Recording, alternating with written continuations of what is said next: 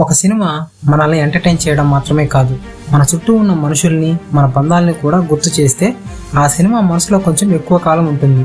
అలాంటి సినిమానే Vishwanath and Sons అనిపించింది. Hi friends, welcome back to our channel.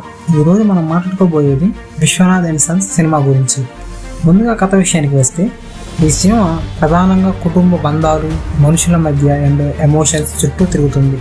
కథలో పెద్దగా కొత్త పాయింట్ లేకపోయినా దాన్ని దర్శకుడు ఎలా ప్రజెంట్ చేశాడన్నదే ఇక్కడ ముఖ్యమైన విషయం. ఫస్ట్ హాఫ్ విషయానికి వస్తే, సినిమా ప్రారంభం నుంచి కథ నెమ్మదిగా బిల్డ్ చేస్తూ క్యారెక్టర్లను మనకు పరిచయం చేస్తుంది. కానీ కొన్ని సీన్స్ బాగానే కనెక్ట్ అవుతాయి.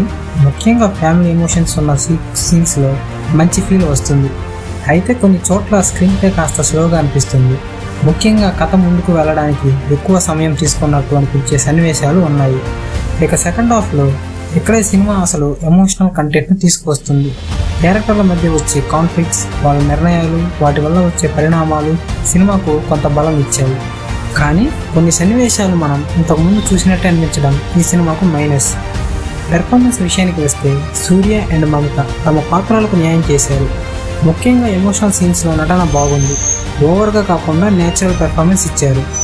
టెక్నికల్గా చూస్తే సినిమాటోగ్రఫీ, మ్యూజిక్, బ్యాక్గ్రౌండ్ స్కోర్ సినిమాకు తగ్గట్టుగా ఉన్నాయి. అయితే కొన్ని చోట్ల టెక్నికల్ క్వాలిటీ కంటే కథ, స్క్రీన్ ప్లే మీద ఎక్కువ ఫోకస్ పెట్టినట్టు అనిపిస్తుంది.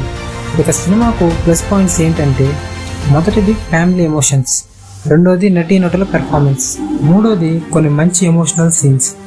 మైనస్ పాయింట్స్ విషయానికి వస్తే, ఈ కథలో కొత్తదనం తక్కువ అనిపించడం, కొన్ని సీన్స్ స్లోగా అనిపించడం, అలాగే కొన్ని సన్నివేశాల్లో ఊహించగలిగే విధంగా ఉండటం.